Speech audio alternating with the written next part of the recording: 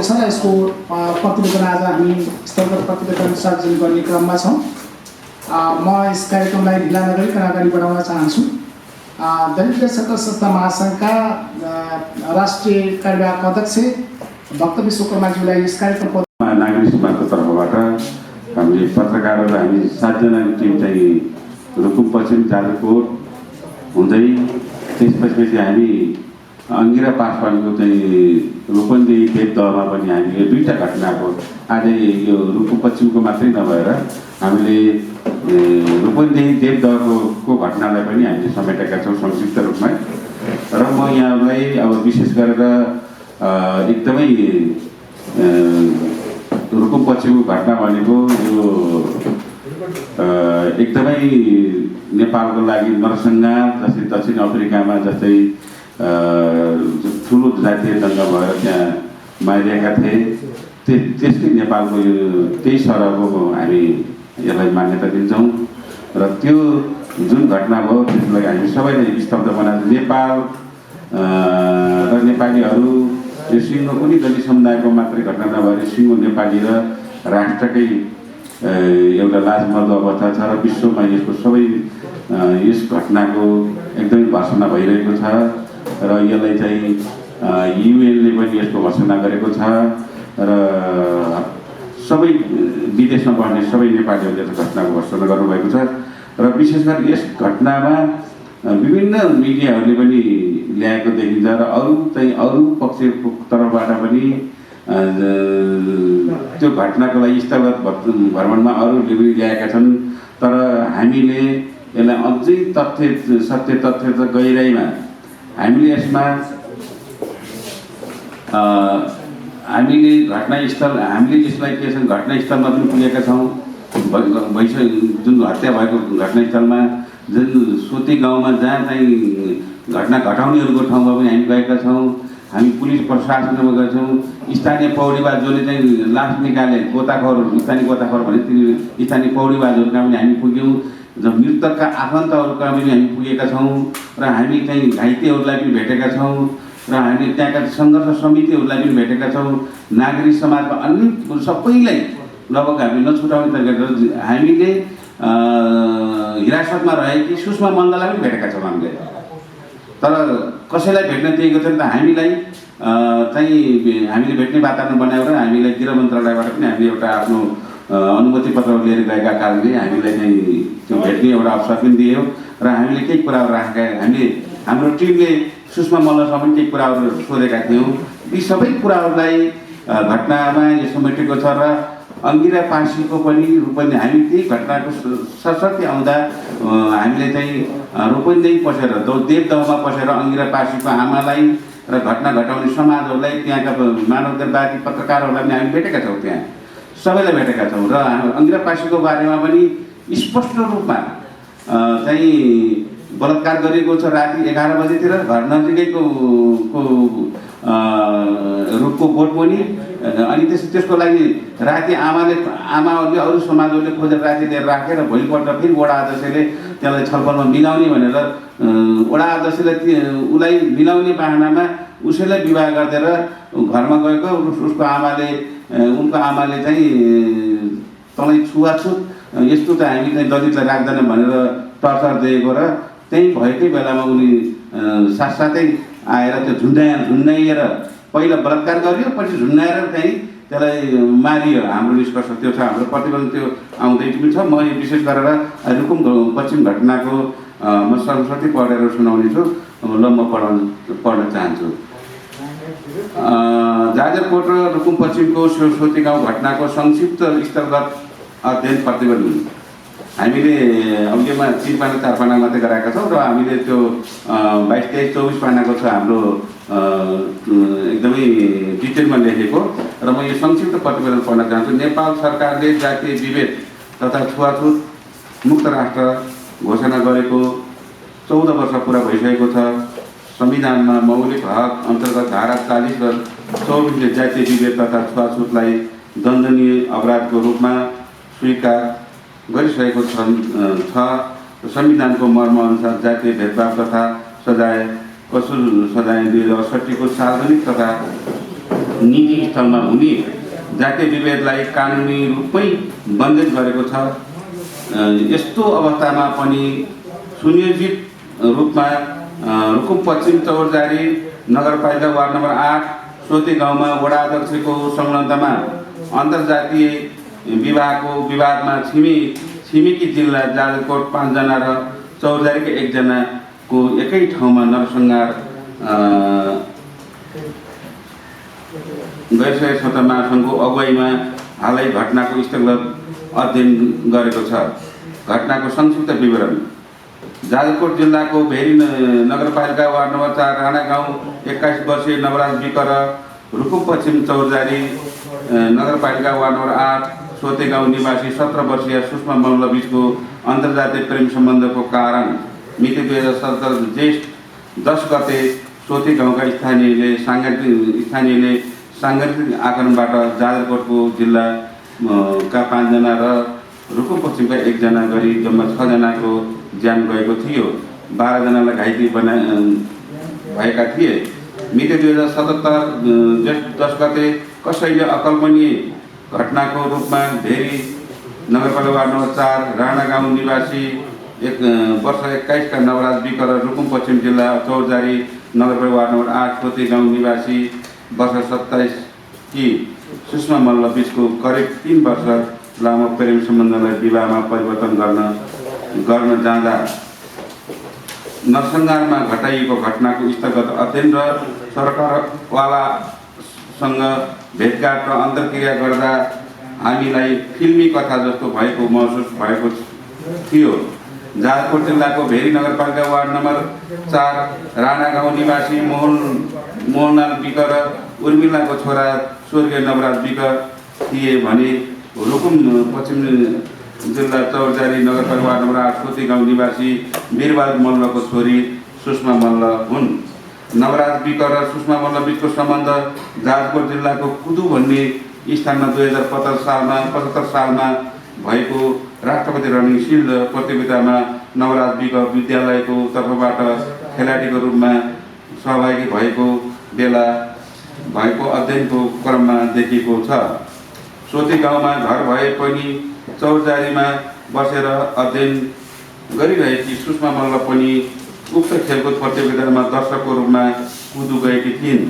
त्यही समयमा दुवैजना चिनजान फेसबुकमा जोडिएर पछि फोन आदान प्रदान भई प्रेम सम्बन्ध विकास भएको पीडितका आफन्त र सुषमा आफैले पनि स्वीकार गरेको देखिन्छ।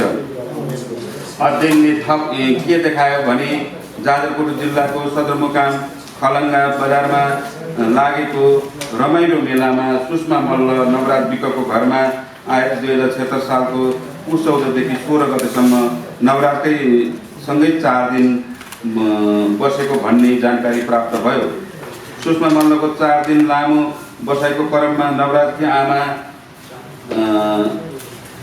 उर्मिलाले नानी तिमी त हेर्दा उमेरमा पनि सानी छौ, हामी सानो जातका मानिस र तिमी मल्ल ठकुरीको छोरी, भोलि तिम्रो आमा बुबाले झैझगडा गर्लान्, अबदेखि तिमी हाम्रो घरमा नआउनु भनेर सम्झाउँदा सुषमा मल्लले नवराजको बुबालाई तपाईँ पनि कस्तो गृहमन्त्री जस्तो कुरा गर्नुहुन्छ, हामी माओवादी हौँ, हामी जातपात मान्दैनौँ, हामी दुवैजना साथी हौँ र हामी 8 वर्षपछि बिहे गर्ने हो भने कि भन्ने अध्ययनको क्रममा थाहा हुन आएको छ। सुषमा मल्ल दोस्रो पटक 2076 पौष 29 गते नवराजको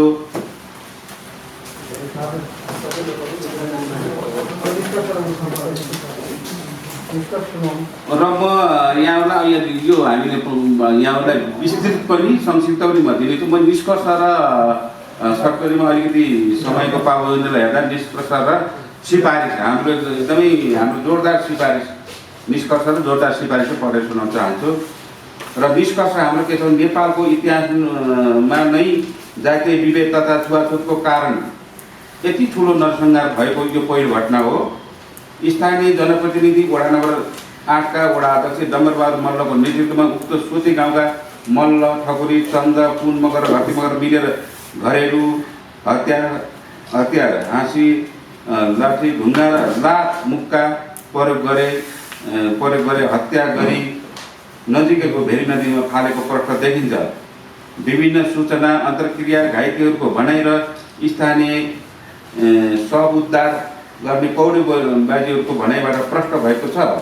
मिति 2077 साल जेष्ठ 10 गते जाजरकोट जिल्ला भेरी नगरपालिका वार्ड नम्बर 4 राणा गाउँका नवराज विक र रुकुम पश्चिम चौरजारी नगरपालिका वार्ड नम्बर 8 सुषमा मल्ल बीचको प्रेम सम्बन्धलाई विवाहमा परिणत गर्न जाँदा 6 जनाको विवस्त तरिकाले हत्या गरेको यो घटना जातीय विभेद तथा छुवाछुतको जरियाबाट सुरु भई जातीय नरसंहार नै भएको स्थलगत अध्ययनमा हाम्रो टोलीको ठहर छ। अध्ययन समितिको सिफारिस हाम्रो अध्ययन टोलीको सिफारिस देशको संविधान र कानुनको ठाडो उल्लङ्घन गरी सिङ्गो मानव समुदायलाई नै स्तब्ध गराउने गरी योजनाबद्ध ढङ्गले घटाइएको घटना भएको हुनाले दोषीहरूलाई सर्वस्व हरणसहित आजीवन कारावासको सजाय हुनुपर्ने एक नम्बरमा 2 नम्बर उक्त मानवता विरुद्ध योजनाबद्ध रूपमा गरिएको जातीय नरसंहार भएकोले हत्यारालाई कुनै पनि दिवस अवसर वा कुनै पनि बाहनामा छुट दिन नपाउने। कुनै पनि दिवस भनेको कहिले संविधान दिवसको बेला कहिले प्रजातन्त्र दिवस के चाहिँ दिवसहरूमा छुट दिने हुन्छ नि, कैदीहरूलाई छुट दिने, त्यस्तो छुट पनि दिन पाइने छैन भन्ने हाम्रो सिफारिस छ। सांस्कृतिक सहित घोषणा गरी जीवन प्रयत्न क्षतिपूर्ति लाइफलाइन कम्पनसेसन उपलब्ध गराई अरू शहीदले पाउने तर मान सम्मान सेवा सुविधा राज्यले उपलब्ध गराउनु पर्ने। जस्तै उनीहरूको छोराछोरीहरू साना छन् होइन, उनीहरूले जस्तै 10 लाख दिएर राज्यले चाहिँ फुर्सद गर्न पाउँदैन। उनीहरूको धेरै बालबालिका कम उमेरका छन्, उनीहरूलाई लङ लाइफ भनौँ लाइफलाइन उनीहरूलाई चाहिँ क्षतिपूर्ति दिनु, जिन्दगीभर उनीहरूलाई चाहिँ क्षतिपूर्ति दिनुपर्ने हाम्रो सिफारिस छ। अब त्यसपछि दलितहरूमाथि हुने गरेका यस्ता खालका सङ्ग्रामबद्ध घटनाहरू आगामी दिनमा नदोहोरिने सुनिश्चितताका लागि कानुन संशोधन गरी जातकै आधारमा हत्या गरिएका सर्वस्व हरणसहित जन्म कैद गरिनुपर्ने जातीय विभेद तथा छुवाछुत गरेमा नेपाल सरकारको कुनै पनि सेवा सुविधामा अयोग्य हुने व्यवस्था लागू गरिनुपर्ने। यो संविधानै संशोधन गर्नुपर्ने छ। यहाँ 1 वर्ष 2 वर्ष कैद 1 लाख 1.5 लाख 2 लाखसम्म दिएमा छुट हुने भन्ने व्यवस्था छ। त्यसले गर्दा संविधानै संशोधन गरेर यो आजीवन कैद हुने खालको गर्नुपर्ने हाम्रो माग छ। माग भन्दा व्यवस्था गरिनुपर्ने सिफारिस छ। उक्त हत्याले प्रत्यक्ष रूपमा तोडमोड गर्न सहयोग गर्ने, यो घटनालाई चाहिँ प्रत्यक्ष रूपमा तोडमोड गर्न सहयोग गर्ने, जातीय छुवाछुतलाई प्रोत्साहित गर्ने, मतियारको रूपमा काम गर्ने, स्थानीय जनप्रतिनिधि, मिडियाकर्मी, स्वास्थ्य कर्मीहरूलाई जातीय भेदभाव तथा छुवाछुतको सजाय ऐन 2068 लगायत प्रचलित कानुन बमोजिम कारबाही गर्नुपर्ने। मृतकका परिवारलाई राज्यले उचित क्षतिपूर्तिको व्यवस्था र सुरक्षाको ग्यारेन्टी गर्नुपर्ने। यहाँ त अब मृतकका परिवारहरूलाई पनि राति आएर कसैले मार्ने कि बाटोमा हिँड्दा चाहिँ कसैले मार्ने कि भन्ने एकदमै कुन बेला कसैलाई मार्ने ज्यान मार्न सक्छ भनेर उनीहरूको सुरक्षाको ग्यारेन्टी पनि हुनुपर्छ भन्ने हाम्रो माग छ। त्यसपछि मृतक सन्जु विक र मृतक टिकाराम विकको 20 वर्षभन्दा कम उमेरमा विवाह भएको र श्रीमती र 4 वर्ष र 2 वर्षका सानो बच्चा भएकोले श्रीमतीलाई योग्यता अनुसार रोजगार र बच्चाहरूको छात्रवृत्ति सहित उच्च शिक्षासम्म निःशुल्क शिक्षा व्यवस्था गर्नुपर्ने। राज्यको तर्फबाट निःशुल्क घाइतेहरूको तत्कालै सुविधायुक्त स्वास्थ्य केन्द्रमा लगी स्वास्थ्य जाँच गरी उपचार गर्नुपर्ने र मनोसामाजिक विमर्श पनि सेवा दिनुपर्ने। उनीहरूलाई काउन्सिलिङ गर्नुपर्ने आवश्यकता पनि छ। राज्यको तर्फबाट निःशुल्क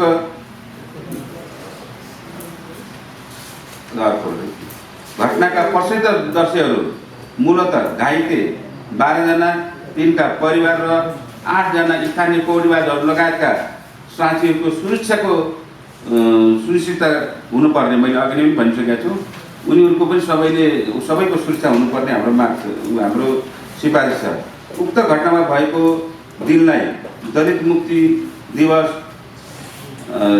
लिबर्टी डे घोषणा गर्नुपर्ने। जस्तै अब जुन दिन जेठ 10 गते जातीय नरसंहार भयो 6 जना मारे, त्यसलाई चाहिँ एउटा चाहिँ लिबर्टी घोषणा गर्नुपर्ने जातीय दिन त्यो उनीहरूको नाउँमा भन्ने हाम्रो यसमा सिफारिस छ।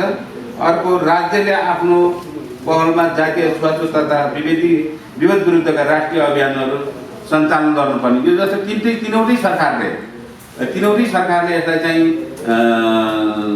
जनचेतना जति जातीय छुवाछुत गर्नुहुन्न भनेर सङ्घीय सरकारले राष्ट्रपति र प्रधानमन्त्रीहरूबाटै र चाहिँ प्रदेश सरकार र स्थानीय सरकारको प्रमुखहरूबाटै यो जनचेतना कार्यक्रमहरू सञ्चालन गर्यो भने मात्रै छुवाछुत कम हुनसक्छ भन्ने हाम्रो सिफारिस छ। यसमा चाहिँ यो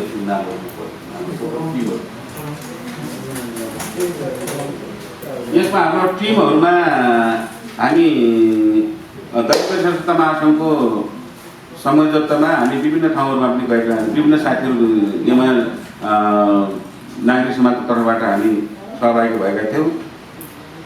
म जेबी विश्वकर्मा दलित सशक्त महासङ्घको महासचिव, म संयोजक थिएँ। जस्तै श्री सञ्जु सिंह विश्वकर्मा दलित सेवा सङ्घका महासचिव म सदस्य हुनुहुन्थ्यो। त्यसै गरेर श्री दीपक सोनी ग्रासरुट फोरमका अध्यक्ष हुनुहुन्छ, उहाँ सदस्य हुनुहुन्थ्यो। मोहन शाह शङ्कर नेपाल बार एसोसिएसनका केन्द्रीय सदस्य हुनुहुन्छ। त्यसपछि रीता परियार सामाजिक अभियन्ता र श्री भद्र शर्मा पत्रकार, उहाँ चाहिँ न्युयोर्क टाइमको उहाँ पत्रकार हुनुहुन्छ। र यतिजना चाहिँ हामी त्यहाँ गएर हामीले सत्य तथ्य कुराहरू हामीले यसमा कसै हामी एकदमै तटस्थ अपनाएका छौँ। हामीले कसै बाहेक भएका पनि छैनौँ। हामीले सबै तरिकाले चाहिँ हामी यो घटनालाई गरेका छौँ। र मैले यसपछि अब यो घटना रीता परियार र यो यसपछि मैले यो हामीले विभिन्न तरिकाले हाम्रो साथीहरूको कार्यविभाजन गरेका छौँ। मैले यो पढेर सुनाएँ। यसपछि हाम्रो कार्यदलकै सदस्य दीपक सोनीले पनि जुन रूपन्देहीको देवदामा भएको जुन बलात्कारपछि 13 वर्षीय बालक जुन अङ्ग्रेजी पासीलाई जुन हत्या गरिएको थियो त्यो घोर भर्सना गर्छौँ। र राज्यले सबै मिडिया साथीहरूलाई मेरो के अनुरोध छ भने एकदमै सत्य तथ्य रिपोर्टहरू हामीले प्रकाशन गरेका हामीले ल्याएका छौँ।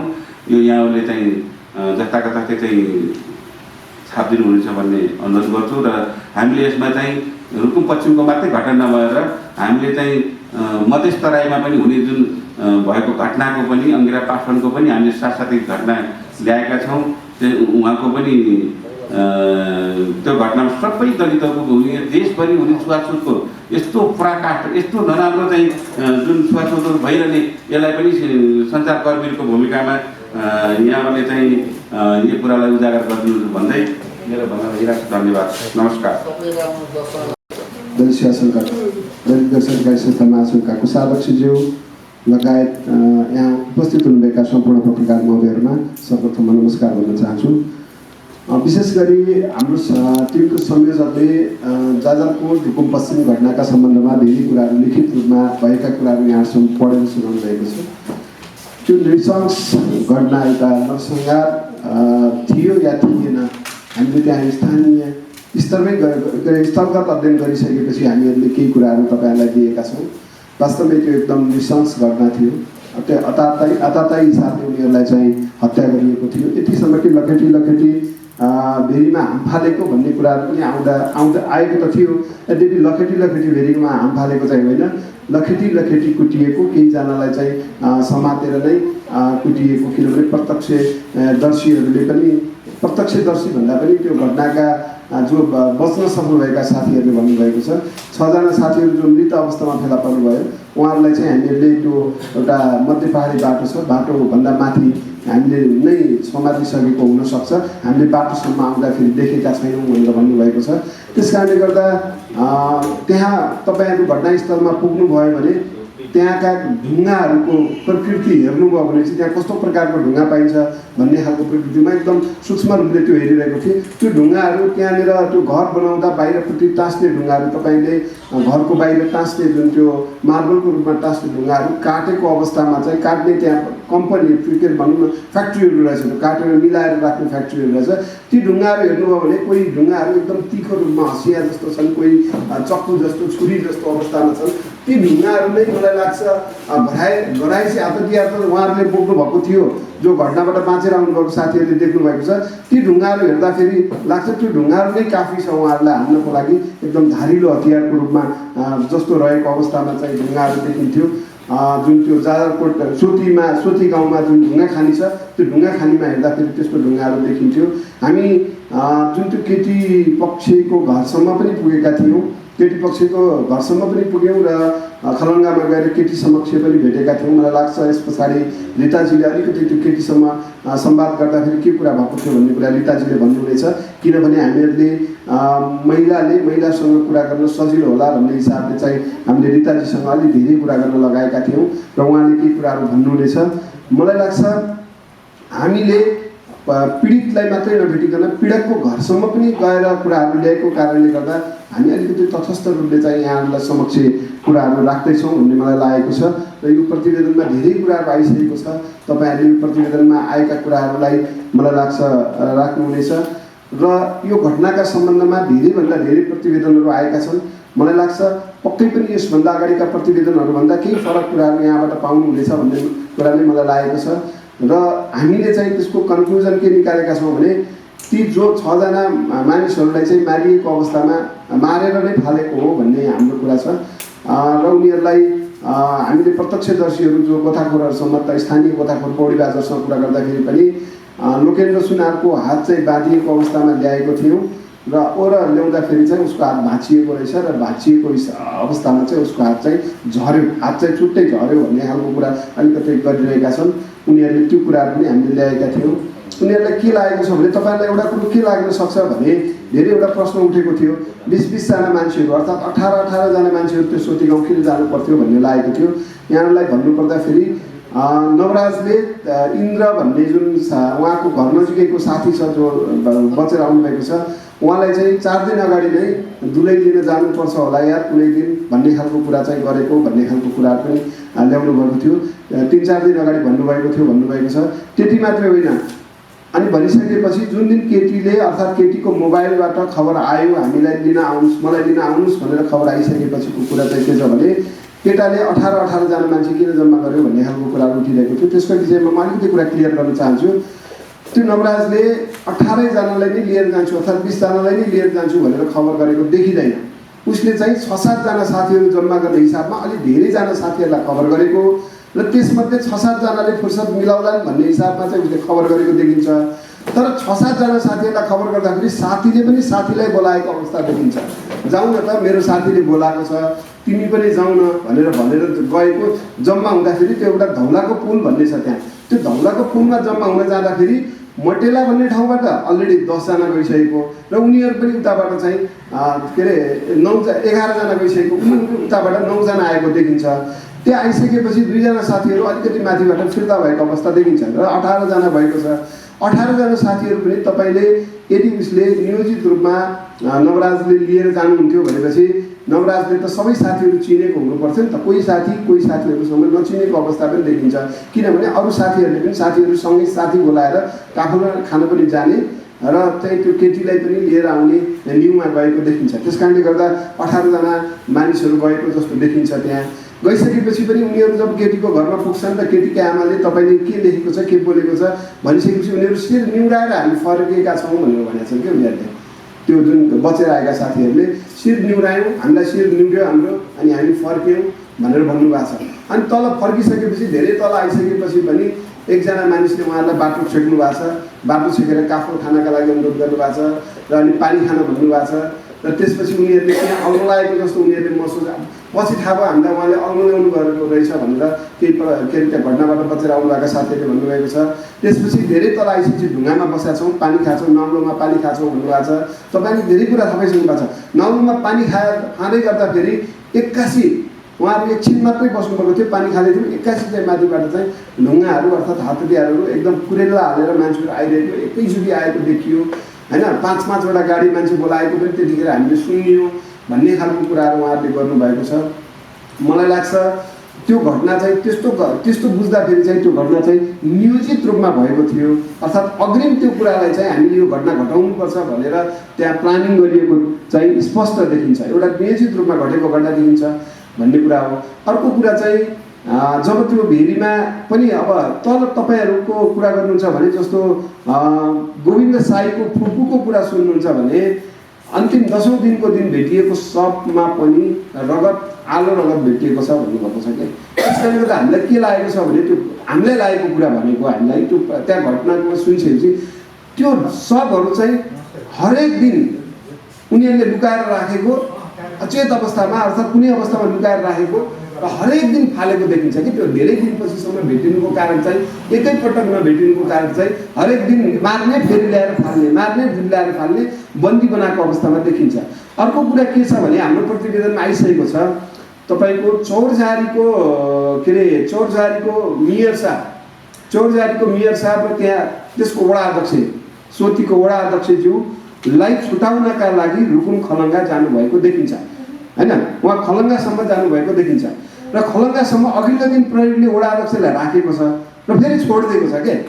अनि प्रहरीले हामीसँग के भनेको छ भनेपछि प्रहरीले भनेको कुराहरू हामीसँग रेकर्डेड पनि छ। प्रहरीले हामीलाई के भनेको छ भनेपछि त्यही दिन उहाँलाई राखिदिएको भए घटनाको रूप अर्कै हुने थियो, अर्थात् त्यो आन्दोलन हुने थियो, वडा अध्यक्षलाई छुटाउनलाई केही हुने थियो। अब उनीहरूले प्रेसर खप्नु पर्थ्यो, त्यो दिन हामीले छोडे जस्तो गऱ्यौँ र भोलिपल्ट चाहिँ फेरि हामीले चौरझारीको मेयरलाई नै भनेर ल्याउनुहुन्छ कि हामीले बाँधेर ल्याउनु पर्यो भनेर भनिसकेपछि उहाँले ल्याउनु भएको छ भनेर भन्नुभएको छ कि। र अघिल्लो दिन चौरझारीको मेयर आएर उहाँलाई वडा अध्यक्षलाई लिएर जानुमा के देखिन्छ भने हाम्रो निष्कर्ष के देखिन्छ भने उहाँले पक्कै पनि रहस्यमय तरिकाले त्यो घटनालाई कसरी लुकाउन सकिन्छ भन्ने हिसाबमा चाहिँ योजना गर्नका लागि वडा अध्यक्षलाई छोडेको देखिन्छ। त्यहाँबाट तपाईँहरूले गरेर मैले भने नि त्यो 6वटा लास त 10 दिनसम्म पछिसम्म फालिएको छ नि त। त्यो वडा अध्यक्षले नै गएर पछि व्यवस्थापन गरेको जस्तो त्यहाँ चाहिँ देखिन्छ। हामीले त्यो चाहिँ कुरा हामीलाई त्यो लागेको छ, हामीले निष्कर्ष त्यो लागेको छ भन्ने कुराहरू हो। र हामीले जाजरकोटको प्रहरीहरूसँग र प्रशासनसँग पनि कुरा गऱ्यौँ, रुकुमको प्रहरी र प्रशासनसँग पनि कुरा गऱ्यौँ। रुकुमको प्रहरीले चाहिँ धेरै कुराहरूलाई चाहिँ ल्याउन खोज्दै पनि त्यहाँ केही चाहिँ गरेको भनौँ न राजनीतिक दबाबहरू चाहिँ आएको छ भन्ने खालको छनक तरिकाले कुरा गर्नुभएको छ, हामीसँग रेकर्डेड छ। जाजरकोटको प्रहरी त तपाईँको के कुरा गर्छ भनेपछि ऊ त हामी त उहाँहरूले खबर गरेपछि हाम्रो एरिया नपरेका कारणले हामी त्यही दिन जाने मिल्दैन भने जस्तो समेत कुरा गरेको छ उसले। जुन दिन त्यो सब भेट्यो, नवराजको सब भेट्यो, सानो सब भेटिएपछि जाजरकोट प्रहरीलाई खबर गर्दाखेरि जाजरकोट प्रहरीले के भनेको छ भने हाम्रो सिमानामा नपर्ने भएका कारणले गर्दा तत्काल हामी गएनौँ भनेर त्यो यस्तो उत्तर दिएको छ कि अपरिपक्व उत्तर त्यो चाहिँ प्रहरीले दिएको अवस्था पनि देखिन्छ। र म अब यसपछि जाजरकोटको घटनालाई धेरै कुराहरू मलाई लाग्छ प्रतिवेदनमा आइसकेको छ। मैले एकजना साथीलाई पनि आउँदै हुनुहुन्छ र वेट गर्नको लागि अलिकति लामो बोलेको हो। यद्यपि म अब यहाँलाई यो रूपन्देही जिल्ला देवदह स्थित अङ्गिरापासीको घटनाको संक्षिप्त प्रतिवेदन मैले ल्याएको छु र म पढेर सुनाउन चाहन्छु। रूपन्देही जिल्ला देवदह नगरपालिका वडा नम्बर 11 सिप्टनमा बसोबास गर्ने शान्ति पासीको पति अङ्गिरा पासी 2 वर्षको हुँदा निधन भएको र परिवारमा 4 छोरी 1 छोरा रहेका छन्। छोरी अङ्गिरा घरको जेठी छोरी हुन्। 7 कक्षासम्म अध्ययन गरेकी छोरी अङ्गिरा गरिबीका कारण पढाइ छोडेकी थिए, यो उनीहरूले भनेको कुरा हो। आमा शान्ति पासीले मजदुरी गरेर परिवारको जीविकोपार्जन गर्दै आएको थिइन्। हामीले जे कुरा उनीहरूले भनेको छ त्यो कुरा ल्याएका छौँ। मिति 2077 साल जेठ 9 गतेका दिन रातिको 9 बजे लाइन गएको थियो, उहाँले भनेअनुसार बत्ती गएको थियो। सुतिरहेको खटियामा, तराईतिर बाहिरै खटियामा सुत्दा रहेछन्, सुतिरहेको खटियामा ओपन सुतेको थियो है त, खटिया बाहिरपट्टि नै थियो। हामीले हेर्दा खटियामा छोरीलाई नदेखेपछि, अब राति 9 बजेतिर नदेखेपछि मोबाइलको टर्चले खोज्न हिँडेको र सोही स्थानमा 25 वर्षीय वीरेन्द्र भरले 13 वर्षीय बालिका अङ्गिरा पासीलाई ललाई फकाइ गरेर लगेको भन्ने कुरा चाहिँ उहाँहरूले भन्नुभएको छ। पहिला लाँदाखेरि अब के भनेर लगाएको थियो थाहा छैन, अहिलेसम्म कुरा आएको छैन। ललाई फकाइ गरी घरबाट केही पर रुक्मिनी लगिसकेपछि उसले जबरजस्ती गर्ने अर्थात् बलात्कार गर्दै गरेको अवस्थामा चाहिँ स्थानीयले नै भेटेको अवस्थामा देखिएको छ। दुवैजनालाई बालिकाको घरमा ल्याइन्छ तत्कालै, ल्याएर स्थानीयले करिब राति 11 बजे जिम्मा लगाई भोलिपल्ट 10 गतेका दिन बिहान 8 बजे उनीहरूको भाषामा पञ्चायत गर्ने अर्थात् छलफल गर्ने गरी वीरेन्द्र भरलाई उनका दाजु सुखदेव भरले चाहिँ लिएर गएका रहेछन्। जेठ 10 गतेका दिन बिहान 8 बजे जम्मा भई वडा अध्यक्ष अमरबहादुर चौधरीको प्रतीक्षामा केही बेर बस्यौं। स्थानीय सबैले वडा अध्यक्ष आएपछि मात्रै छलफल गर्ने भने। केही बेरमा वडा अध्यक्ष आई केटीलाई वीरेन्द्र भरको जिम्मा लगाउने निर्णय सुनाउनु भयो। आउने बित्तिकै उहाँले वीरेन्द्र भरको जिम्मा लगाउने निर्णय सुनाइदिनु भएको छ र केटाले पनि लिन स्वीकार गरेका छ।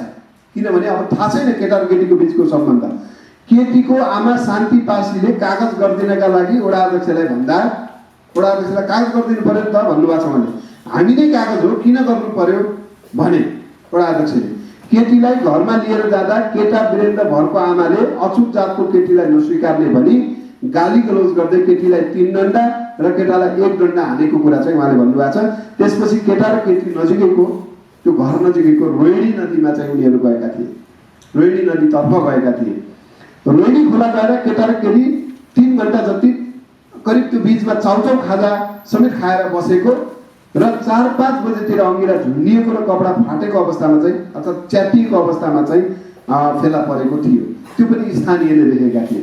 उक्त घटनालाई कानुनी दायरामा ल्याउनको लागि रूपन्देही जिल्लामा सतीश कुमार कौशल दीपकको संयोजकत्वमा बनेको सङ्घर्ष समितिको समेतका प्रतिनिधिहरू किस्मत रामदाम रामकृष्ण विश्वकर्मासँग हाम्रो टिमका साथीहरू अङ्गिरा पासीको घरमा जाँदा निजको आमा शान्ति पासी र स्थानीयवासीसँगको छलफल गर्दा प्राप्त जानकारी अनुसार वडा अध्यक्षको नाममा मुद्दा लिएर जाँदा प्रहरीले दर्ता गर्न नमानेको 4 दिनसम्म दर्ता गर्न नमानेको भन्नुभएको छ। केटाको काका अनर्जित भरले 2 लाख रुपैयाँ पैसा लिएर मुद्दा मिलाउनलाई बारम्बार दबाब दिएको भन्ने कुरा आएको छ र हाल 3 जनाको नाममा मात्र किटानी जारी दिएकोले उक्त घटनामा बाँकी दोषीहरूलाई समेत जो अनार्जितले 2 लाख रुपैयाँ दिएर मिलाउन खोजिरहेको छ अलिकति घटनाको अनुसन्धान गरेर मलाई लाग्छ त्यसको चाहिँ दोषीहरूलाई समेत थप अनुसन्धानको माध्यमबाट सत्य तथ्य छानबिन गरी कानुनी दायरामा ल्याउनु पर्ने र पीडितलाई क्षतिपूर्तिको समेत व्यवस्था गर्नुपर्ने बताएका थिए। उनीहरूले चाहिँ त्यो सङ्घर्ष समितिले बताएका थिए। यस प्रकारको घटना कुनै पनि हालतमा नदोहोरिने प्रत्याभूत गर्नका लागि सरकार र सरकारवाला निकायहरूले पीडितलाई न्याय र उनीहरूको शान्ति सुरक्षाको समेत त्यहाँनिर के आएको छ भने अहिले अङ्गिरा पासीको आमालाई चाहिँ बिचबिचमा उनीहरूले यो गाउँमा कसरी बस्छस् भनेर धम्क्याउने गरेको भन्ने खालको कुराहरू उठेको छ। त्यसकारणले उनीहरूको शान्ति सुरक्षाको समेत प्रत्याभूत गर्नुपर्ने देखिएको छ र यो शान्ति सुरक्षाको प्रत्याभूत नगरेर जेलसम्म उनीहरूले गाउँमा चाहिँ बस्न असुरक्षित महसुस गरिरहनु भएको छ। मलाई लाग्छ अहिले अदालतमा मुद्दा भएका कारणले गर्दा अहिले केही भएको छैन। अदालतबाट मुद्दा फैसला भएर आउने बेलासम्म उहाँहरू चाहिँ त्यो गाउँमा बस्न सक्ने अवस्था देखिन्न। त्यसकारणले गर्दा त्यसको पनि राज्यले चाहिँ त्यसको पनि त्यो सम्बोधन गर्नुपर्छ भन्ने कुराहरू राख्छु र जुन यो रुकुम पश्चिममा घटेको घटना अङ्गिरा पासीको घटना सँगसँगै अन्य घटनाहरू पनि छन्। हामी 2टा घटनामा गएर आएका कारणले गर्दा यहाँ समक्ष कुरा राखेको हो। मलाई लाग्छ यसपछि हाम्रो टिमको सदस्य रिता परियारजी पनि आइसक्नु भएको छ। उहाँले पनि केही कुराहरू राख्नुहुनेछ। धन्यवाद। ग्यासमा उपस्थित सम्पूर्ण विशिष्ट अतिथिज्यूहरू र यस कार्यक्रममा उपस्थित सम्पूर्ण पत्रकार साथीहरूलाई हार्दिक धन्यवाद दिन चाहन्छु। मेरो पूर्ववक्ता साथीहरूले भनिसक्नु भएको छ यो घटनाको बारेमा। खासै मैले भन्नु बाँकी केही छैन होला। तर मेरो स्पेसल अर्को एउटा भिजिटको अर्को एउटा कारण चाहिँ मैले सुषमा मल्लसँग भेट्ने मौका पाएँ। सुषमासँग मेरो जम्मा 3वटा प्रश्नहरू लिएर गएकी थिएँ मनमा। के उनीले नवराजलाई साँच्चीकै माया गरेकी थिइन् र उनले कि साँच्चीकै नवराजलाई मलाई बिहे गर्न जन्त लिन आऊ भनेकी हुन् र यो घटनापछि के छ त उनको सोच विचार भन्ने कुराहरू 3टा प्रश्न मात्र लिएर गएको थिएँ। समय एकदम थोरै थियो अनि एकदम तमाम अनुरोधहरूको बावजुद मात्र भेट्ने मौका थियो। फोटो खिच्न पाइँदैन अनि त्यसपछि रेकर्ड गर्न पाइँदैन भनेर मैले हजुरहरूलाई त्यसको कुनै पनि प्रुफ त दिन सकिदिनँ। तर म उहाँ सुषमा बहिनीसँग भएका केही कुराकानीहरू चाहिँ यहाँ भन्न गइरहेकी छु। यो मैले यो सुषमालाई भेट्दा म 2 मिनट चाहिँ आई जस्ट कुडन्ट स्पिक, अब धेरै बोल्नै सकिनँ। म उनलाई हेरि मात्र रहेँ। 17 वर्षकी नानी, अब अनुहारमा एकदम के भन्छ निष्पक्ष मलिन अनि त्यो नाइभ थियो के उसको फेसहरू, मासुम थियो। मैले सोधेँ उनीसँग केही प्रश्नहरू, के छ सुषमा सन्चै छौ भन्दा उनले ठिक छु दिदी भनिन्। अनि त्यसपछि मैले फेरि सिधै प्रश्न सोधेँ उनीलाई कि धेरैले तिमीलाई के भनिरहेछन्, के छ त तिम्रो मनका कुराहरू जुन चाहिँ तिमीले बाहिर यो दुनियाँलाई सुनिदिए हुन्थ्यो भन्ने उनको त्यो प्रश्न थियो। अनि त्यसपछि मैले उनलाई भने कि तिम्रो र नवराजको माया प्रेम थियो सुषमा भन्दा उनले थियो भनिन्। अनि त्यसपछि उनले बिचमा चाहिँ छैन जस्तो कुरा गरिन्, तर which is I completely understandable, किनभने उनी त्यो हिरासतमा बस्दा बुवा आमाको बिचमा थिइन्। सो उनलाई कन्स्ट्यान्टली फोर्स गरिएको थियो कि यति मात्र भन्नुपर्छ जुन कुराले चाहिँ मुद्दालाई धमिलो नबनाइदियोस्, मुद्दालाई चाहिँ अलिकति पल्टाउन नपाइयोस् भन्ने कुराहरूले गर्दा उनी एकदम प्रेसरमा थिइन्। अनि उनको भावनाहरू मैले बुझेको थिएँ। म आफै पनि केटी मान्छे, मैले पनि जिन्दगीमा माया प्रेम गरेको छु। ती भावनाहरू, ती सबै कुराहरू म पनि बुझ्न सक्छु। उनले चाहेर पनि कतिपय भावनाहरू बोल्न सकिनन्, तर उनले के भनिन् भने मैले माया गरेको हो, म उनको घरमा गएर नवराजको घरमा गएर 2 चोटि बसेकी पनि हुँ होइन, ती कुराहरू सबै गरिन्। तर उनले 2-4वटा 75% कुरा चाहिँ साँचो भनिन्, 25% कुरा उनले चाहिँ भन्न सकिनन्। त्यो मैले उनको बाध्यता पनि बुझेँ, समय धेरै थिएन। तर उनले चाहिँ के भनिन् भने दिदी म यो पछि पनि इज्जतपूर्वक बाँच्न चाहन्छु, मलाई चाहिँ मेरो बच्चा पेटमा छ भन्ने जुन हल्ला फैलाइएको छ भन्ने कुरा गरिन्। मैले सोचेँ कि यो साँचो हो भन्दा उनले होइन भनिन्। अनि मैले पनि उनलाई पूर्ण रूपमा एउटा के वचन दिएँ भने तिम्रो त्यो साँचो होइन भने तिमीलाई यो समाजमा मजासँग इज्जतपूर्वक बाँच्न पाउने अधिकार छ र त्यसको लागि तिमीलाई मैले गर्नुपर्ने सपोर्ट गर्छु। नेपाल जाजरकोट र रुकुम मात्र होइन, अरू पनि धेरै ठाउँ छ, तिमी पढ्न चाहन्छौ भने पनि मेरो नम्बर अगाडि पुलिसको त्यो इन्ट्री अफिसमा छ, सोध्नु रिता परियार भनेर नम्बर लिएर आउनु भने होइन। अनि उनमा पढ्ने चाहनाहरू चाहिँ छ जस्तो पनि लाग्यो। अब उनको दोष के हो भनेर त अब अनुसन्धान भइरहेछ, मैले ठ्याक्क भन्न सक्दिनँ अहिले। तर मलाई के लाग्छ भने उनी यो हाम्रो नेपाली समाजले यो थुपारेको जातीय व्यवस्थाको एउटा शिकार हुनुहुने पनि। उनले माया गरिन् होइन, माया गर्नु उनको पनि पाप होइन। अब यो समाजले वर्षौँदेखि बारुद जस्तो बिछाइदिया छ, जातको बमहरू जतासुकै कुन बेला कति बेला कहाँ पड्किन्छन् भन्ने कुराहरूको प्रुफ यही नै हो। जहाँ रुकुममा भयो यस्तो घटना, अहिले रूपन्देहीमा पनि भयो। 13 वर्षीय नानी अङ्गिरालाई त्यहाँ पनि अब माया प्रेममा ललाइ फकाइ गरेर 25 वर्षको केटाले रेप गरिकन अब बारम्बार यौन शोषण गरेर त्यसपछि बिहे गर्ने अब भनौँ न एउटा नाटक गर्यो, मारियो, फालियो। त्यो पनि यहाँलाई अवगत नै छ। यस्ता थुप्रै घटनाहरू छन् जुन अहिले मैले सबै भनिराख्नुपर्ने जरुरी त लाग्दैन, तर यी सबै कुराहरू किन भयो त भन्ने प्रश्न आउँछ होइन। अनि किन भयो, किन भइरहेछन् भनेर चाहिँ अब हामी युवाहरूले सोच्नुपर्ने समय आएको छ। र अनि यो अब दलितको मात्र समस्या होइन, अब यो दलित नन्दलित सबैको समस्या हो, तपाईँ हाम्रै समस्या हो। अब हामी यहाँमध्ये सबैजना नै हामी इन्टरनेसनल एक्सपोजर छौँ, सबै ठाउँमा गइरहेका हुन्छौँ। त्यहाँ जाँदाखेरि तपाईँहरूलाई अब के अरे सुषमा मल्ल, रिता परियार, नवराज विक भनेर त चिन्दैनन्। हेर्नु तपाईँ कुन देशबाट भनेर चिनिन्छ, तपाईँ नेपालबाट भन्ने कुरा हुन्छ। अब त्यो देशको नागरिक भन्न हामीलाई लाज लाग्नुपर्छ, जुन देशमा अझै पनि मान्छेलाई छुन हुँदैन भन्ने अनटचेबिलिटीको प्र्याक्टिस गरिन्छ। त्यो अब हाम्रो इज्जतको सवाल हो, नेपालीको, होल नेपालीको, एज पर आई कन्सर्न। अनि यो यसैको जातीय व्यवस्थाले थुपारेका यी हजारौँ कुण्ठाहरू बोकेका हाम्रा युवाहरू सधैँ मर्न नपरोस्। अब माया गर्दा पनि मर्न नपरोस्, कुनै कुरा त अब टाढै जाओस्। अब यो समाज परिवर्तन होस् र समाज परिवर्तन गर्न तपाईँ हामी सबै लाग्नुपर्छ र विशेष गरी मिडियाका साथीहरूलाई विशेष अनुरोध कि तपाईँहरूले चाहिँ समाचारलाई सही रूपमा जस्ताको तस्तै बाहिर ल्याइदिनु हुन अनुरोध गर्दछु र तपाईँहरूको ठुलो जिम्मेवारी छ समाज परिवर्तन गर्नुमा अनि त्यो जिम्मेवारीहरू पनि वहन गरिदिनु हुन भन्दै सबैलाई मेरो 2 शब्द नै टेङ्गाउँछु। हस्त धन्यवाद। सम्पूर्ण साथीहरू, अब यो घटना सम्बन्धमा त धेरै कुराहरू आइसकेका छ। म त जोड्नु पर्ने कुराहरू के भने चाहिँ यो दलित समुदाय यो देशको चाहिँ सार्वभौम सत्ता सम्पन्न नागरिक भन्छन् होइन। यो दलित समुदायहरू जस्तो रुकुम हत्याकाण्ड, त्यसपछि आएर रूपन्देहीको जुन हत्याकाण्ड लगायत अस्ति भर्खर अब यो हाम्रो अब तराईमा धेरै दलितहरू मरिरहेका छन् भने यो राज्यविहीनताको अवस्था कहिलेसम्म हुने हो होइन। यो चाहिँ बरु चुनौतीको विषय भनेको छ भने चाहिँ अब यो जति अब अहिले के देखिएको छ भने घटनाक्रमले चाहिँ रुकुमको हत्याकाण्डले के देखायो भनेपछि यो सरकारको सबभन्दा फेलियर यदि यो भने भयावह स्थिति आउँछ यदि सरकारले यस्ता हत्याकाण्डहरूमा निष्पक्षता किसिमले चाहिँ नै छानबिन गरेन होइन, अनुसन्धान प्रक्रियामा निष्पक्षता पठाउन सकेन भने यो सरकारप्रति जनताको जब अविश्वास बढ्दै जान्छ, विश्वास घट्दै जान्छ, त्यो चाहिँ सरकारको चाहिँ ठुलो असफलताको चाहिँ सङ्केत देखिन्छ। क्वेसनको लागि म अब हाम्रो टिम डिएनएफबाट हामी 7 जना गएका थियौँ होइन।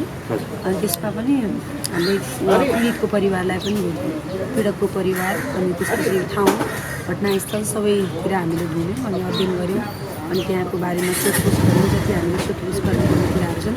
तर मलाई एकदम सुषमा लागेको किनभने त्यहाँको कुराहरू जति पनि आइरहेको छन् हजुरहरूले सुनिरहेको छ, हामीले पनि सुनिरहेछौँ के रहेछ त वास्तविकता होइन, के हो बनाइएका कुराहरू साँच्चै कुरा हुन् होला। मलाई पनि एकदम क्युरियोसिटी थियो अनि मैले चाहिँ त्यहाँ सिडिओ र डिएसपीसँग चाहिँ एकदम रिक्वेस्ट गरेँ अनि त्यसपछि हाम्रो टिमले पनि रिक्वेस्ट गरिदिनु भयो। उहाँहरूले मलाई 5 मिनट टाइम दिनुभयो। 5 मिनटमा चाहिँ उहाँहरूको सर्ट के थियो भने मैले मोबाइल लिन नपाउने अनि त्यसपछि रेकर्ड गर्न नपाउने, फोटो खिच्न नपाउने थियो अनि मैले उहाँहरूको त्यो आफ्नो बाध्यतालाई पनि रेस्पेक्ट गरेर त्यहाँ गएँ अनि त्यसपछि 5 मिनटको नै टाइम थियो भेट्नु। 5 मिनटमा त 2 मिनट जति त म एकछिन सबै कुराहरू थियो, पीडकको घरका ती आँसुहरू होइन, ती सबै पीडाहरू म भित्र पनि थियो होइन। ती सबै कुराहरू दिमागभरि भइजाँदा उसलाई भेट्दाखेरि चाहिँ यता कता सायद त्यो चाहिँ सपना मात्रै हो कि नभइदिएको भए हुन्थ्यो, किन यति एउटा नाइ होइन मासुम बहिनीलाई देखेर मलाई ती कुराहरू एकदम गाह्रो लाग्यो कि सबै कुराहरू कसरी घटेका हुन् होइनन् भन्ने कुरा त अब घटेको हो भन्ने कुरा त सबैलाई थाहा छ, हामीले पनि थाहा पायौँ होइन। अनि उनीसँग त्यही हो सामान्य कुरा, मैले एकदम त्यस्तो त्यो ठुलो क्वेसन आन्सर गरिनँ। मैले भने सन्चै छौ नानी होइन, सन्चै छु दिदी भन्नुभयो। कहाँबाट आउनुभयो भन्दा म केन्द्रबाट आएको, काठमाडौँबाट आएको, तिमीलाई कस्तो छ भनेर बुझ्न आएको भने अनि त्यही हो। अनि त्यसपछि नवराजलाई चिन्छौ भन्दा चिन्छु भन्दा माया प्रेम थियो भन्दा थियो भन्दा अनि घरमा गएर बसेकी हौ भन्दा बसेको दिदी 2 छोरी, एउटा बर्थडेमा अनि अर्को मेलामा जाँदा अनि त्यसपछि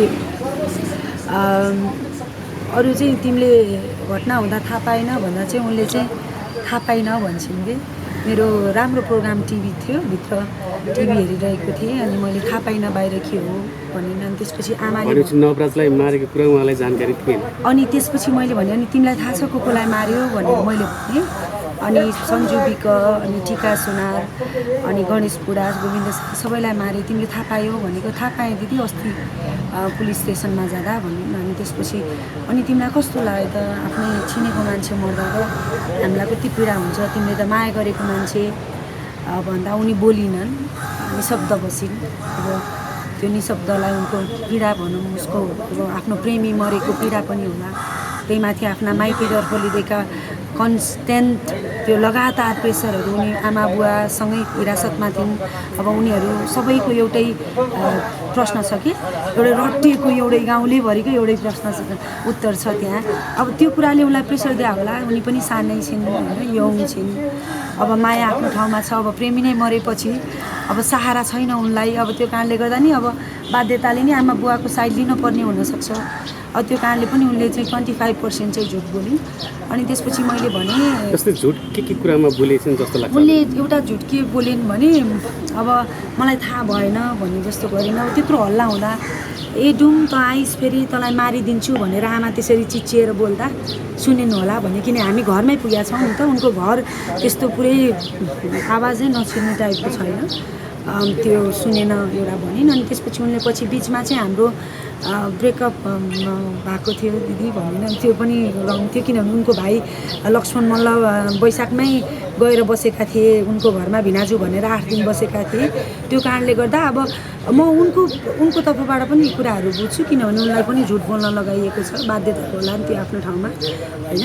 अब यी सबै कुराहरूमा अब मैले फेरि सोधेँ, अब उनीमा हाँस त्यति हुन पनि मन लागेन, त्यति कडा पनि हुन मन लागेन। अब पीडाहरू धेरै होलान् अनि आँखाहरू रसाइरहेको थिएँ।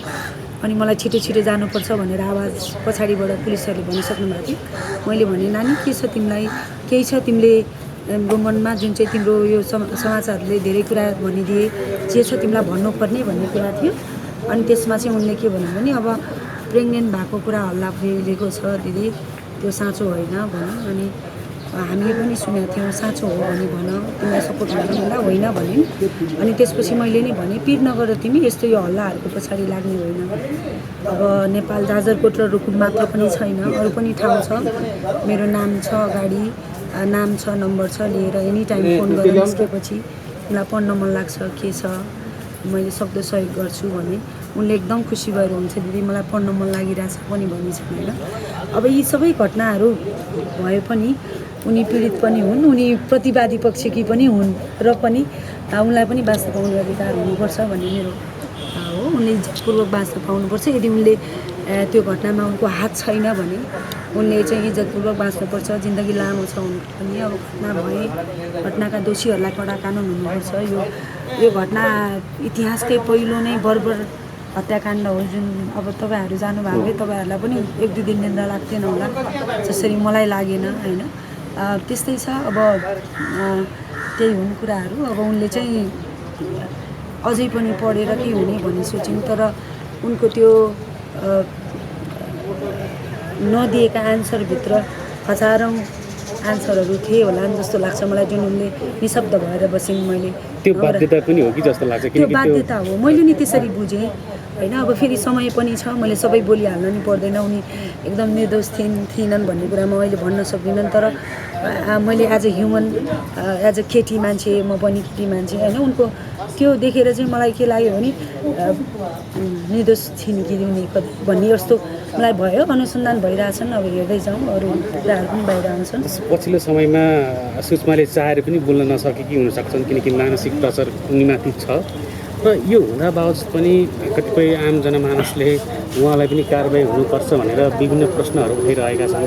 र एउटा तपाईँ स्वयं नारी भएको कारणले सुषमालाई भेटेर आउनुभएको छ, त्यहाँको सम्पूर्ण वातावरण सम्पूर्ण गतिविधि बुझ्नु भएको छ, यो कुरालाई टेकेर के भन्न चाहनुहुन्छ यस विषयमा? अब यस्तो छ, म कानुन विद्यार्थी पनि होइन, साइडमा व्यक्तिगत धारणामा चाहिँ उनीलाई चाहिँ गर्नु उनलाई भिडियो अब प्रतिवादीको रूपमा रिपोर्ट गरिनु हुन्थेन भन्ने लाग्छ मलाई। उनी पीडितमा गर्नुपर्ने हो, किनभने उनको पनि आफ्नो प्रेमी मरिरहेछ होइन, त्यो हिसाबले हुनुपर्ने हो। तर त्यसमा अब फेरि मलाई अब अरू कुराहरू त मैले बोल्ने मेरो अधिकार पनि भएन, तर हुनु नपर्ने हो। र फेरि पनि म भन्छु उनको चरित्र हत्या गरिनु हुँदैन होइन। उनले माया गरेको होइन, कुनै पाप गरेको होइन। यसलाई चाहिँ नङ्ग्याएर उनलाई एकदम बेइज्जत गरेर किनकि उनी केटी भएको कारणले गर्दा भन्ने कुराहरू पनि बाहिर ल्याइनु हुँदैन, नराम्रा कुरा। र यदि उनीले परिवारसँग मिलेर चाहिँ यदि त्यो गरेकी हुन् भने चाहिँ त्यसको सजाय हुनुपर्छ। र यदि उनलाई केही थाहा छैन, उनले माया गरेकी हुन्, परिवारले छुट्टै षड्यन्त्र रचेर त्यो गरे हो भने उनले इज्जतपूर्वक यो समाजमा बाँच्नुपर्छ। हामी सपोर्ट गर्छौँ उनलाई, अनि उनको जिन्दगी अगाडि बढ्नुपर्छ भन्ने मेरो भनाइ छ। यही छुवाछुत, यही जातिका कारणले गर्दाखेरि जुन रुकुममा नरसुनार भयो, 6 जनाको मृत्यु भएको छ। विशेष गरी लोकेन्द्र सुनारको फ्यामिली पनि सानै बच्चा छ, श्रीमती छ, धेरै परिवारहरू पीडित भएका छन्। त्यहाँसम्म पनि हजुर पुग्नु भएको होला, त्यहाँसम्मको पनि सम्पूर्ण वातावरण सम्पूर्ण गतिविधि बुझ्नु भएको होला। यो पीडित पक्षको र पीडा दिने पक्षको दुवै कुराहरू सुन्दाखेरि, पीडित पक्षलाई भेट्दाखेरिको सम्पूर्ण कुराहरू गतिविधि अवलोकन गर्दाखेरिको तपाईँलाई महसुस चाहिँ के भयो त्यहाँको के मेन कुरा साँच्चै हटले के छ अब त्यहाँ मेन कुरा भने नै यो जातीय व्यवस्था हो हेर्नुहोस् है। यी जातीय व्यवस्था वर्षौँदेखि थुपारिएका यी थुप्राहरूको नै विस्फोटन भयो कि यो होइन। अब पहिला पनि भएका थिए नगण्य रूपमा, अब कति कुराहरूलाई वास्ता गरिएन, तिनी मेजर घटना घटेका थिएनन्, घटेका कुराहरूलाई नै मेजर बनाइएका थिएन। अहिले आएर चाहिँ एकैचोटि ठुलो विध्वंसकारी घटना घटाइयो। त्यसले गर्दा यसको व्यवस्था जात व्यवस्थाकै कारणले यदि नवराज विपुको ठाउँमा नवराज मल्ल, नवराज श्रेष्ठ, नवराज साई भएको भए हुन्थेन। तर फेरि त्यहाँ फेरि हाम्रो अर्को दुईवटा भाइहरू गणेश बुढा मगर र गोविन्द साईहरू पनि त्यहाँ छन्। फेरि तपाईँले फेरि दलितको मुद्दा मात्रै ल्यायो नभन्नु होला। तर के हो भन्ने कुरा चाहिँ कसरी बुझ्नुपर्छ भने ती साथीहरू थिए कि होइन, मकै पिस्दा घुन पिसिए जस्तो भयो कि साथीहरू थिए, उनीहरू साथीलाई साथ दिन गएका, तर उनीहरू पनि मरेका चाहिँ दलितकै कारणले मरेका हुन् कि। यदि गोविन्द साई यो हो भन्ने उसको निधारमा लेखेर मार्दैनन् त्यसलाई होइन। अब अर्को हाम्रो गणेश बुढा मगरलाई पनि मार्थेन, तर उनीहरूले के सोचे भने दलितसँग आएको कारणले सबै दलितै हो भन्ने सोचेको कारणले मारियो। अनि तपाईँले मलाई सोध्नु भएको थियो कि क्वेसन, अब सुषमाको ठाउँमै अर्को त्यस्तै अर्को दुईवटा नानीहरू छन्, सन्जु विक, टिकाराम सुनारका श्रीमतीहरू।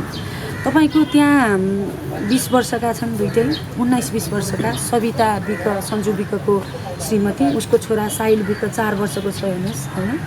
त्यो 19 वर्षको केटी सेतो साडीमा बेरिँदा भर्खरको त्यो उमेर, लाउँ खाउँ भन्ने उमेरमा होइन, आफ्नो जीवनसाथी गुमाएर बस्नुको पीडा, काम छैन, कमाउने आधार नै उही थियो, त्यो बच्चालाई पढाउनु पऱ्यो, उनी बाँच्नु पऱ्यो, ती पीडाहरू कति छ भन्नु, सब जीवनसाथी नै गुमाउनुको पीडा। त्यो समाज हाम्रो त्यही हो समाज। सेतो साडीले बेरिएकी थिइन्। उता टिकारामको सुनिता सुनार, उनको 2 वर्षको छोरी छन् एलिजा होइन, उनको पनि त्यही छ। एकदम धेरै कुराहरू छन् यस्ता। त अब यो सबैको पीडा छ। मर्ने 6 जना थिए, 6 जनाको पछाडि जिउँदै धेरै मरिरहेछन्, किनभने उनीहरू नै थिए त्यो पैसा कमाउने परिवारका बलिया भनौँ युवाहरू नै। अनि अर्को कुरा चाहिँ यो मैले एउटा भनिहालेँ, यो उमेरको कुरा ल्याएर चाहिँ प्लिज यस्तै खण्ड नबनाइदिनुहोस्। किनभने रुकुम जाजरकोटमा म आफै यति सक भएँ कि तपाईँको 13-14 वर्षमा त्यहाँ बाल विवाह त्यो परिवारले नगर्ने रहेछ कि आफै केटाकेटी नै सो इच्छाले बिहे गर्दा रहेछन् है। त्यो रुकुममा भाइलाई आदरणीय कार्यक्रमका भन्ने कुरा तपाईँको ऋषि धमलादेखि लिएर तपाईँको रवि लामिछानेदेखि लिएर तपाईँको सबै मानव अधिकार कर्मीले यो कुरालाई चाहिँ सत्य स्पष्ट गरिसकेको अवस्था छ र हाम्रो रिपोर्टले पनि त्यो कुरा स्पष्ट गर्छ। इभन गीताजीले भनेको कुराले पनि त्यो स्पष्ट गर्छ। त्यस कारणले गर्दाखेरि मेरो छोटकरीमा आग्रह के छ भने अब यति धेरै ठुलो तपाईँको हत्या हिंसा अपराधको विरुद्धमा यति सबै नेपाल लागिसकेपछि, सचेत नागरिक लागिसकेपछि यदि यो न्याय पाएका भने यो देशको न्याय मर्नेछ। त्यो न्याय मर्न नदिनका लागि हामी निरन्तर लागिरहेका छौँ। यो कुरालाई मध्यनजर राखेर सत्य तथ्यलाई चाहिँ यहाँहरूले चाहिँ स्वस्फूर्त रूपमा प्रसारण गरिदिनु होला, छापिदिनु होला र पक्कै पनि पीडितले चाहिँ न्याय पाउनका लागि सफलता हुनेछ भन्ने कुरा राख्दै बिदाउन छ। धन्यवाद। विशेष गरी पत्रकार मित्रहरू, यहाँले धेरै कुराहरू सुनि पनि सक्नु भएको छ र यो श्रृङ्खला लामो समयदेखि नै यहाँले यस्ता रिपोर्टहरू पनि अरू पनि हेर्नु भएको छ। त्यसले गर्दाखेरि धेरै कुरालाई मैले यहाँलाई भनिराख्नुपर्ने अवस्थाहरू छैन। तर विशेष गरी मैले 2-3वटा कुरालाई मात्रै यहाँको बिचमा चाहिँ धेरै कुरा रिपोर्टबाट यहाँले हेर्नुहुनेछ, लिनुहुनेछ। तर त्यहाँ दुर्भाग्यपूर्ण रूपले एउटा नेपालको इतिहासमा एउटा छुवाछुत जातीय विभेदसँग रिलेटेड भएर आम नरसंहार र त्यो पनि जातीय नरसंहारको रूपमा चाहिँ जसरी सोतीमा चाहिँ रुकुमको जाजरकोटको सोतीमा घटना घट्यो, त्यो घटनाको हामीले जति नै भर्सना गरे पनि, जति नै त्यसको खेद गरे पनि, जति नै निन्दा गरे पनि त्यो कम नै हुन्छ। त्यसले गर्दाखेरि हाम्रो एकमात्र शर्त अहिले के हो भनेदेखि त्यो पीडितहरूलाई चाहिँ न्याय दिने, दोषीलाई कडाभन्दा कडा कानुनी कारवाही गर्ने, यो नै हाम्रो सबभन्दा आधारभूत माग हुनेछ। र साथसाथै त्यस पछाडि हामीले अर्को कुराहरू केही त्यहाँ तथ्याङ्कहरूलाई हामीले हेर्दै जाँदाखेरि, त्यहाँ फिल्डलाई भिजिट गर्दाखेरि के पाइएको छ भनेदेखि वास्तवमा प्रहरीबाट हामीले जति बेला घटनाहरू घट्छन्, यस्ता घटनाहरू घट्न सक्छन् समाजमा, तर राज्यको निकायले त्यसलाई तदारुकताका साथ कति त्यसको संरक्षणका लागि, त्यो घटनास्थल प्रकृतिहरूलाई संरक्षण गर्नका लागि, त्यसको मुचुल्काहरू तयार गर्नका लागि, त्यसका रिपोर्टहरू तयार गर्नका लागि राज्य कति एउटा निष्पक्ष ढङ्गले लाग्यो, कति तदारुकताका साथ लाग्यो भन्ने कुरा चाहिँ हाम्रो लागि एकदमै महत्त्वपूर्ण हुन्छ।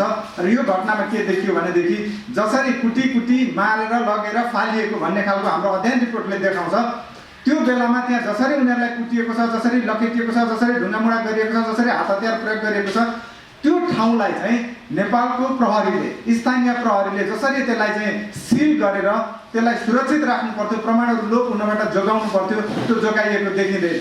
त्यसले गर्दा जसरी अहिले हाम्रो पोस्टमार्टम रिपोर्टका कुराहरू आइरहेका छन्, पोस्टमार्टम गर्ने डक्टरहरूले त्यसलाई चाहिँ एउटा आफूलाई निष्पक्ष ढङ्गले उनले चाहिँ प्रस्तुत गर्न सकेको अवस्था देखिँदैन। उहाँले चाहिँ एउटा समुदाय अथवा एउटा व्यक्तिहरूप्रति उहाँहरू चाहिँ आसक्ति भएर त्यसलाई चाहिँ घटनालाई चाहिँ अलिकति निष्पक्ष ढङ्गको चाहिँ त्यो पोस्टमार्टम रिपोर्ट बन्ने अवसर चाहिँ उहाँले नदिएको र उहाँले चाहिँ त्यसमा चाहिँ आफूलाई निष्पक्षता प्रदान गर्न नसकेका घटनाहरू पनि देखिन्छन्। यहाँ यी चिजहरू छन्। त्यसै गरेर त्यहाँ विशेष गरी त्यो जुन ढङ्गले मारिएको छ त्यो निर्ममताका साथ त्यो मारिए पछाडि जसरी अहिले चाहिँ स्वयं त्यो घटनाको सूत्रधार भनेको त्यो हाम्रो मल्ल सुषमा मल्लको आमा चाहिँ सूत्रधार हो। आमा सूत्रधार भएर आमाले नै त्यहाँ सबैलाई चाहिँ खबर गर्ने कुराहरू गरिएको छ। त्यो कुरामा आमालाई नै के गरिएको छ भनेदेखि अहिले चाहिँ अदालतले समेत उन्मुक्ति दिने अवस्थाहरूमा भएको छ भनेदेखि मुख्य योजनाकार यहाँ राज्यको निकाय, सरकारको प्रतिनिधि, स्थानीय सरकारको प्रतिनिधि स्वयंको योजनामा, स्वयंको अगुवाईमा र जसको एउटा आफै इन्भल्भ भएर चाहिँ यो घटना घटाउन पुगेको छ। त्यसले गर्दाखेरि चाहिँ राज्य स्वयं यसमा इन्भल्भ भयो र अहिलेको लडाइँ त्यहाँ के पनि भइरहेको छ भने राज्यले न्याय दिनुपर्ने हो र हामीले त्यो समाजसँग लड्नुपर्ने हो। तर अहिले पीडितहरूले चाहिँ समाजसँग पनि र राज्यसँग पनि दोहोरो लडाइँ लड्नुपर्ने अवस्था चाहिँ सिर्जना भएको छ। भनेपछि कहिल्यै पनि राज्यसँग एउटा त्यो पनि उत्पीडित वर्गका समुदायका मान्छेहरूले, नागरिकहरूले राज्यसँग लडाइँ लड्ने त्यति सजिलो छैन। त्यति सजिलो किन पनि छैन भनेदेखि त्यो सम्पूर्ण संयन्त्रलाई चाहिँ इन्फ्लुएन्स गरिन्छ भने यो ढङ्गले एउटा दुवैतर्फ लड्नुपर्ने भएको कारणले हाम्रो अहिलेको आग्रह के भनेदेखि राज्यले निष्पक्ष ढङ्गले न्याय दिनुपर्छ। राज्यले आफ्ना नागरिकहरूलाई कसैलाई पनि विभेद नगरिकन जे त्यहाँ घटना भएको हो, जेका आधारमा भएको हो त्यसलाई चाहिँ कानुन बमोजिम, प्रचलित ऐन कानुन बमोजिम उनीहरूलाई कारवाही गरिनुपर्छ र भविष्यमा यस्ता घटनाहरू नदोहोरिनका लागि नै राज्य चाहिँ सचेतता अपनाउनुपर्छ भन्ने नै हाम्रो सबभन्दा ठुलो माग हुन्छ। र त्यो मागले हेर्दाखेरि अहिले जति पनि यो तथ्याङ्कहरूले देखाएका छन्, त्यहाँको घटनास्थलले देखाएको छ, त्यहाँका प्रत्यक्षदर्शीहरूका भनाइहरूले प्रमाणित गरेको छ, जसले गोताखोरहरूले लास निकाल्नु भएको छ उहाँहरूले चाहिँ चोट भएको भनेर चाहिँ उहाँहरूले भन्नुभएको छ। डोरीले बाँधिएको, कुटिएको, टाउका फुटाइएको त्यो देखिन्छ। तर प्राकृतिक मुजुल्का र त्यस पछाडि गएर हाम्रो पोस्टमार्टमहरूले चाहिँ त्यसलाई चाहिँ बङ्ग्याउने कामहरू गरेको देखिन्छ भने यो खालको परिवेशबाट चाहिँ अब राज्य अगाडि बढ्नुहुन्न। यो लडाइँ कुनै पनि एउटा सिङ्गो समाजका विरुद्ध भन्दा पनि ती अपराधीहरूका विरुद्धमा हो जसले यस्ता खालका निकृष्ट ढङ्गका अपराधहरू गरे र नेपालको सम्पूर्ण ल एन्ड अर्डरलाई चुनौती दिए, नेपालको कानुनलाई चुनौती दिए, नेपालको संविधानलाई चुनौती दिए, अन्तर्राष्ट्रिय मानवाधिकारलाई चुनौती दिए उनीहरूले। भने हाम्रो जुन समाजका लागि उनीहरू एउटा चुनौतीको रूपमा चाहिँ खडा भएको छन् हो, उनीहरूलाई चाहिँ हामीले अहिले के गर्नुपर्छ भने कारवाही गराएर भविष्यमा यस्तो घटना नदोहोरिने चाहिँ अवस्था ल्याउनु पर्ने हो। र पक्कै पनि मलाई के विश्वास छ भनेदेखि अहिले आएका यी रिपोर्टहरूले, अहिले आएका यी तथ्याङ्कहरूलाई अब हाम्रो एउटा मिडियाले पनि जसरी सहयोग गरिराख्नु भएको छ त्यसै अनुसारले सहयोग गरिदिनु हुनेछ र ती पीडितहरूलाई हामीले न्याय दिनमा चाहिँ हामी सबैजना मिलेर सक्षम हुनेछौँ भन्ने पनि मैले आग्रह गर्दै र आशा व्यक्त गर्दै पुनः यो प्रतिवेदनले औल्याएका कुराहरूलाई यहाँले एउटा संक्षिप्त रूपमा र यहाँले चाहिँ एउटा भनौँ न निष्पक्ष ढङ्गले बाहिर आफ्नो मिडिया मार्फत पनि ल्याइदिनु हुनेछ भन्दै यो विस्तृत रिपोर्ट पछि हामी फेरि यहाँहरू सबैको बिचमा चाहिँ ल्याउनेछौँ। यो अहिले पनि आफैमा संक्षिप्त रिपोर्टकै रूपमा आएको छ, तर यसका कम्प्रिहेन्सिभ रिकमेन्डेसनहरू र यसका थर खण्डहरू, निष्कर्षहरू चाहिँ यसका कम्प्लिट रूपमा नै आएका छन्। त्यसले गर्दाखेरि यो रिपोर्टले औल्याएका कुराहरू यहाँहरू गहिरो ढङ्गले अगाडि बढिदिनु हुनका लागि र न्याय प्राप्तिको आन्दोलनमा सहकार्य गरिदिनु हुनका लागि अनुरोध गर्दै आयोजकहरू र यो सम्पूर्ण टिमको तर्फबाट म यहाँहरूलाई पुनः हार्दिक आभार प्रकट गर्दै अब यो कार्यक्रमलाई चाहिँ यहीँ अन्त्य भएको घोषणा गर्न चाहन्छु। हस्, सङ्केत गरेको छ होइन भने फेरि पनि देशमा यो फेरि पनि विद्रोह र यो हिंसात्मक आन्दोलन अगाडि बढ्न सक्ने सङ्केत देखिन्छ। त्यसले गर्दाखेरि यो यहाँ यो पत्रकार सम्मेलनबाट हामी के अनुरोध गर्न चाहन्छौँ भनेपछि यस्ता जुन अहिले जहाँ जुन आरोप लागेको छ सरकारी मुद्दा के अरे अगाडि बढिरहेको छ त्यो क्षेत्रमा चाहिँ निष्पक्ष किसिमले छानबिन गरेर दलितहरूमाथि अत्याचार गर्ने अपराधीहरूलाई चाहिँ कानुन बमोजिम निष्पक्ष किसिमले चाहिँ यो चाहिँ सजाय होस् भन्ने यो हामी माग गर्न चाहन्छौँ र यसलाई चाहिँ सरकारले चाहिँ र सरकारवालाहरूले गम्भीरतापूर्वक लिइदिनुहुन्छ भन्ने हामीले अपेक्षा गरेका छौँ। धन्यवाद। धन्यवाद भगवान विश्वकर्माज्यूलाई अब यसै गरी आफ्नो एकदम संक्षिप्त छोटो 2 मिनटभित्रै आफ्नो के भनाइ राखिदिनको लागि दलित सेवा सङ्घका अध्यक्ष ईश्वरी प्रसाद सुक्रामाज्यूलाई म हार्दिक अनुरोध गर्दछु।